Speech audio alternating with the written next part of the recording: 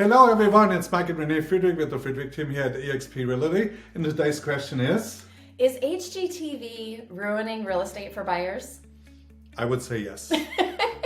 And really what we mean by that is, should you consider buying the ugly house instead of the completely redone and super cute HGTV'd out house? Right, and I mean, you are out with buyers a lot, right? Yes. Much more than I am. Yeah. And so there's some objections that you're getting that easily overcomable. Is that even a word? Maybe it is. I think know. it is. Okay. It is now. It is now.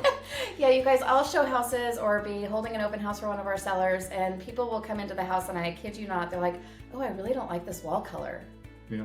Oh my gosh. But what a blessing, really, Right. because if you don't like it, probably the other people won't like it either. So there's less competition for you. And let's be honest, paint is really cheap. So things like paint, flooring, even countertops are really easy fixes and can add a lot of value after the fact. That's right. Okay, so number one, you'll probably have less competition. So Right. if you think the house is ugly, most buyers are probably going to agree with you, and maybe you don't have as many people as you're competing with to get that house. And you just had that happen, right? I did, Yeah. yep. And our clients won, and they're going to do some minor fix-ups pretty quickly, and then over time they're going to blow out the kitchen because the kitchen's from like 1960, and so it's got like the tiniest oven, and so they're excited because they're going to get to make it their own. Yeah, I think key at this point is it has to be livable, right? Because Right. just from a lending perspective, you have to be able to move in and live with it, and then over time you can put in the sweat equity. Right, and that was the other point, is you can build your own sweat equity. So rather than writing check equity, which you would do for that perfectly,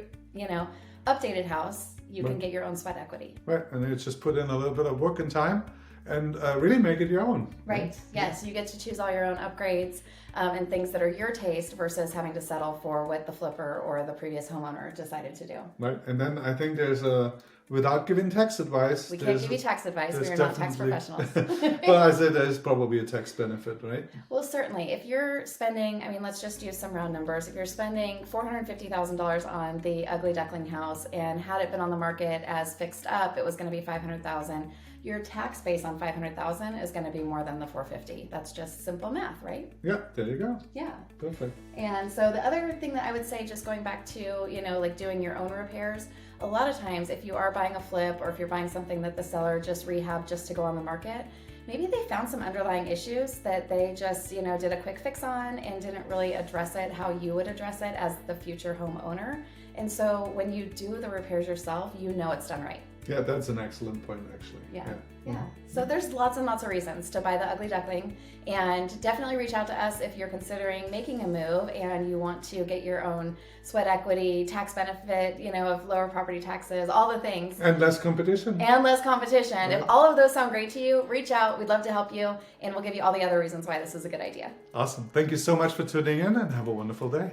Bye-bye.